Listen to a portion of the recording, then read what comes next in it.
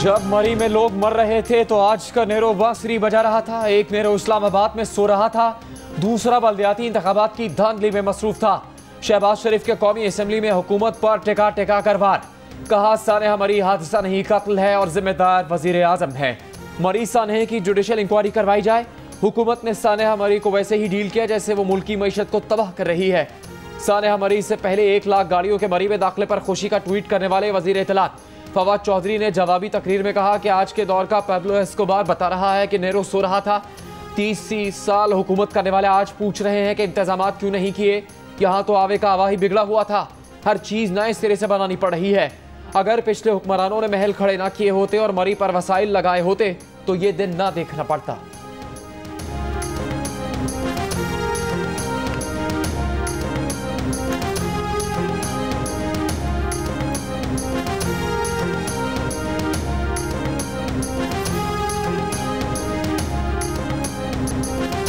जब से तहरीक इंसाफ की हुकूमत आई है, वजीर आजम और सारे ओहदेदार हर हादसे पर मुतासिरीन को ही कसूरवार ठहराते हैं। बिलावल भुट्टो का कौमी असम्बली में खिताब। कहा जब चित्राल में वजीर आजम की फैमिली मेंबर बुरे मौसम की वजह से फंस गई थी तो उनके लिए हर मुमकिन कदम उठाया गया। फौज से हेलीकॉप्टर मंगवा कर रेस्क्यू किया गया। वो भी पाकिस्तान की शहरी हैं, हर शहरी को बचाना चाहिए। वजीर आजम के घर से 2 घंटे दूर मरी में सानेहा हुआ, किसी को तो नोटिस लेना चाहिए था।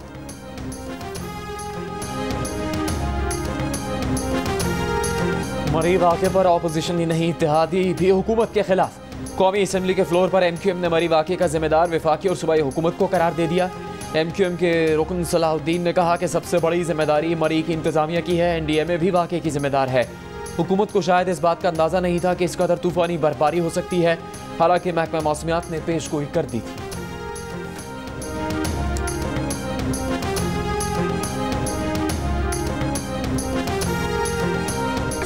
कोई नहीं, मैं कितने चाहिए, लबदा कोई नहीं, वज़ीर आज़म। पीपल्स पार्टी का मिनी बजट और महंगाई के खिलाफ पार्लियामेंट के बाहर मुजाहिरा। राजा परवेज अशरफ ने कहा झूठे दावे करने वालों के जाने का वक्त आ गया। हुकूमती बेंचेस पर बाज़मीर लोग भी अपोजिशन का साथ दें। मरी में निज़ाम ज़िंदगी मामूल पर आने से पहले बारिश और हल्की बर्फबारी। बेशतर सयाह मरी से निकल गए, इलाका मकीनों की मुश्किलात बरकरार। बिजली की फरहमी मुकम्मल बहाल नहीं हो सकी। पाइपलाइंस में पानी जम जाने से शहर में पानी की शदीद किल्लत। तर्जुमान ट्रैफिक पुलिस के मुताबिक मरी की तमाम अहम शाहराहों को ट्रैफिक के लिए क्लियर कर दिया। नथिया गली में बर्फानी तूफान के दौरान होटल्स में मुकीम अफराद भी फंस कर रह गए। सोशल मीडिया पर हुकूमत से मदद की अपील। पुलिस के मुताबिक नथिया गली बाजार के होटल्स में चंद सयाह मौजूद हैं। गलियात से 80 से 85% सयाहों को निकाल लिया गया है। मरी और गलियात में दाखिले पर पाबंदी में मजीद 24 घंटों की तोसी कर दी गई।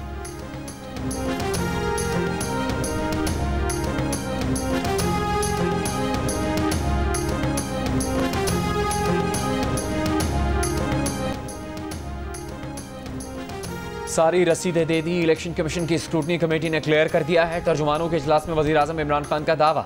कहा 31 करोड़ फंडिंग में से 15 करोड़ की रकम 2 दफ़ा जाहिर की गई। 2 दफ़ा जाहिर की गई रकम का मामला अगली समात में क्लियर कर देंगे। अब बाकी सियासी पार्टीज भी अपनी फंडिंग की रसीदें जमा करवाएं।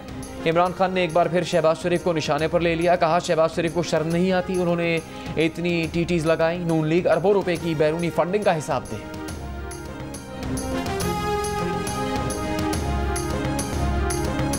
शाहजेब कत्ल केस का सजा याफ्ता मरकजी मुजरिम शाहरुख शतोई जेल के बजाय कई माह से कराची के निजी अस्पताल में रह रहा था। जेल से गिजरी के निजी अस्पताल में महकमा दाखिला सिंध के हुक्म पर मुंतकिल किए जाने का इंकशाफ। ज़राए का कहना है इसके पीछे सिंध की आला शख्सियत का किरदार था। कमरुल इस्लाम अस्पताल शाहरुख शतोई के खानदान ने किराए पर हासिल कर रखा था, जिसकी बलाई मंजिल पर सजा याफ्ता मुजरिम मुकीम था। शाहरुख शतोई ने शाहजेब खान को दिसंबर 2012 में फायरिंग करके कत्ल कर दिया था। जियो न्यूज़ पर खबर नशर होने के बाद जेल इंतजामिया हरकत में आ गई। शाहरुख शतोई को अस्पताल से वापस जेल भिजवा दिया गया।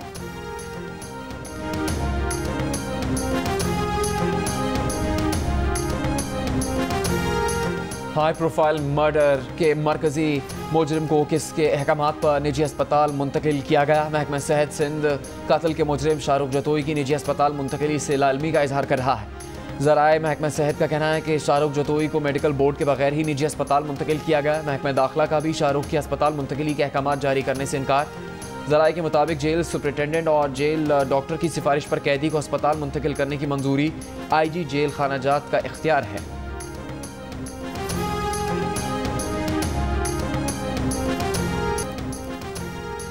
ओमिक्रॉन ने कराची में फैलाव की घंटी बजा दी।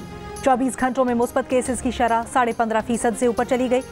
लाहौर में केसेस की शरह 7.5 और गिलगित में 6.5% से ज़्यादा रही।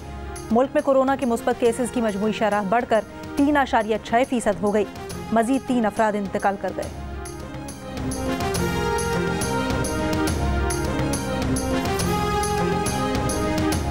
दस दिन हो गए सरकारी टीवी और ARY ने ताहाल PSL मुआहदे की तफसीलात आवाम के सामने पेश नहीं की।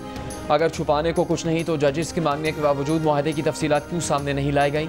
सरकारी टीवी और ARY छुपाना क्या चाहते हैं? क्या टैक्स दहिंदगान के साथ फ्रॉड किया गया है? क्या कोई ज़ाब्ते तोड़े गए हैं? क्या छुपाया जा रहा है?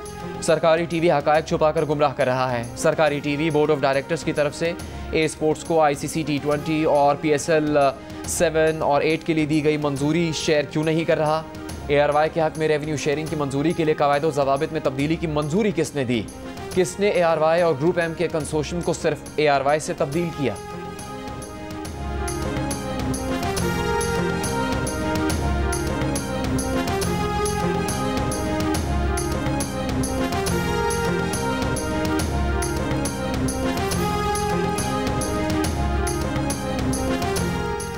इस्लामाबाद में लाकानूनियत है।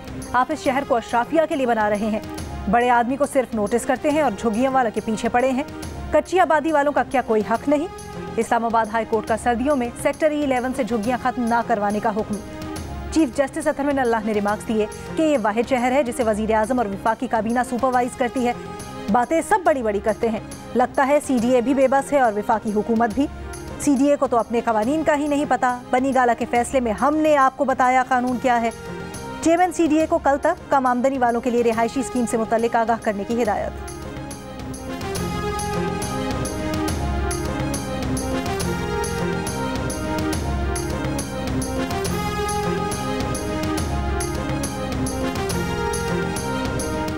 सिंध हाई कोर्ट ने सिंध बिल्डिंग कंट्रोल अथॉरिटी को कराची के इलाके लियारी आगरा ताज कॉलोनी में फौरी गैर कानूनी तामीरात खत्म करने का हुक्म दे दिया।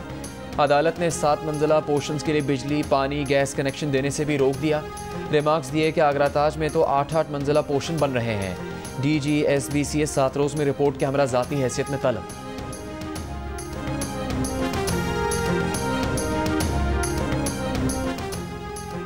वज़ीर आज़म इमरान खान ने कहा है कि भारत में हिंदुत्व जत्थे पूरी ढिटाई और आज़ादी से मजहबी अक़लियतों पर हमलावर हैं।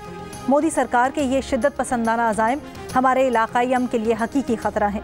अक़लियतों के कत्लेआम के लिए की गई अपील पर मोदी सरकार की खामोशी सवालात को जन्म देती है। वक्त की नज़ाकत का तकाजा है कि आलमी बरादरी इसका नोटिस ले और कार्रवाई करे।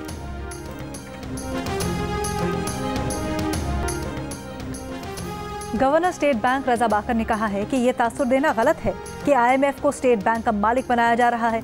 कौमी असम्बली की कायमा कमेटी बराए खजाना के इजलास में रजा बाकर का कहना था कि वो पहले IMF के लिए काम करते थे, अब वो IMF छोड़ चुके हैं।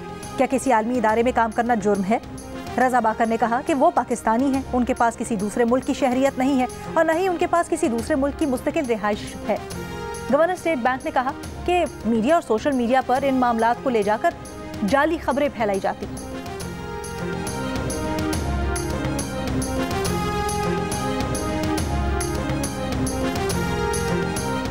स्टेट बैंक ऑफ पाकिस्तान मादर पैदर आज़ाद नहीं होगा, हुकूमत का कंट्रोल बरकरार रहेगा। वज़ीर ख़जाना शौकत तरीन की कौमी असम्बली की कायमा कमेटी बराए ख़जाना को ब्रीफिंग। इजलास में बताया कि IMF ने कहा है कि आप स्टेट बैंक से कर्जा नहीं लेंगे। हुकूमत ने वैसे भी 2.5 साल से मरकज़ी बैंक से कोई कर्जा नहीं लिया। इजलास में शौकत तरीन और एहसन इकबाल में नोक झोंक। शौकत तरीन ने कहा कि रुपये को मसनूई तरीके से रोक कर $60 अरब का नुकसान पहुँचाया गया। एहसन इकबाल ने कहा कि 40% रुपये की कदर में कमी करके कौन सी बरामदात बढ़ाई गई। यहाँ वज़ीर ख़जाना मेंबरान पार्लियामेंट को डांट रहे हैं।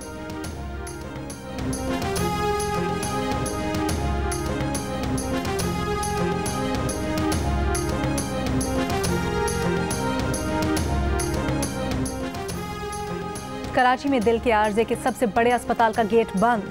न कोई अंदर जा सकता है, न कोई बाहर आ सकता है। मुलाजिमीन ने गेट बंद कर दिया, मरीजों पर दरवाजे बंद। अस्पताल के तमाम शोबाजात में काम ठप। NICVD एहतजाजी मुलाजिमीन का कहना है कि आर्जी मुलाजिमीन को मुस्तकिल किया जाए। मुलाजिमीन को हेल्थ प्रोफेशनल अलाउंस बकाया जात अदा किए जाए। मेरिट पर सीनियरिटी के मुताबिक तरक्की दी जाए। सरबराह NICVD डॉक्टर नदीम कबर का कहना है कि मुलाजिमीन का एहतजाज जायज़ नहीं। मरीजों को परेशान करना दुरुस्त नहीं। जैसे ही सिंध हुकूमत से फंड्स मिलेंगे, अलाउंस दे दिए जाएंगे।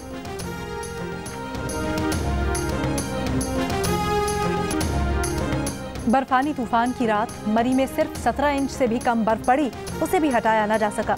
कई फुट बर्फबारी के राग अलापे गए और लोग बर्फानी तूफान में फंसकर जिंदगियां खो बैठे। सानेहा मरी पर सवालात उठ गए। सिर्फ 17 इंच बर्फ नहीं हटाई जा सकी। महकमा मौसमियात ने भांडा फोड़ दिया, बताया कि 7 जनवरी को सबसे ज्यादा 17 इंच बर्फ पड़ी। उससे पहले 5 जनवरी को 8 इंच और 4 जनवरी को 6 इंच बर्फबारी हुई। मुआविन खुसूसी शहबाज गिल मरी में 10 फुट बर्फबारी का दावा कर चुके हैं। अपनी बात पर कायम रहते हुए शहबाज गिल ने महकमा मौसमियात को झुटला दिया। नए बयान में कुछ तस्वीरें शेयर करते हुए लिखा कि कुछ लोगों के नज़दीक ये 17 इंच बर्फबारी है, माशाल्लाह।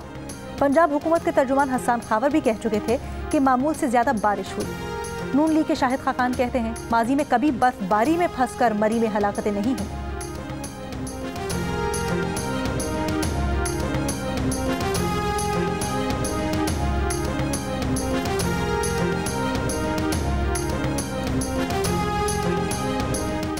पंजाब, खैबर पख्तूनख्वा और सिंध के मुख्तलिफ शहरों में शदीद धुंध। फैसलाबाद और शेखुपुरा समेत मुख्तलिफ शहरों में ट्रैफिक हादसा, 6 अफराद जाँ बहक, कई जख्मी। सियालकोट मोटरवे पर एम्बुलेंस ट्रक से टकराने से मरीज इंतकाल कर गया। गिलगित बल्तिस्तान की जिला स्तोर गजर में कई रोज से जारी बर्फबारी का सिलसिला थम गया। कई इलाकों का ज़मीनी राबिता मुनक़ता। बलूचिस्तान में शदीद सर्दी की लहर। अगले 24 घंटों में कम से कम दर्जा हरारत लेह में -11 डिग्री सेंटीग्रेड रहने का इम्कान। कल्लात में -8, स्कर्दू और मालम जब्बा में -5, हुंजा और चित्राल में -4, कोयटा और मरी में -3, गिलगित में -2, पेशावर में 2, इस्लामाबाद में 5, लाहौर में 7 और कराची में कम से कम दर्जा हरारत 9 डिग्री सेंटीग्रेड रहने का इम्कान है।